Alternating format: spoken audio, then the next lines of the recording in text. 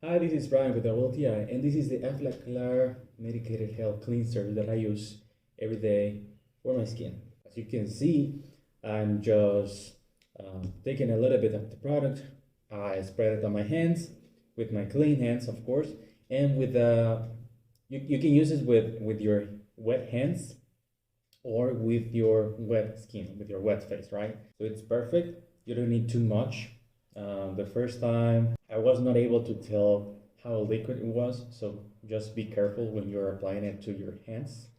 And in that way, you can control the formula, the doses that you're using.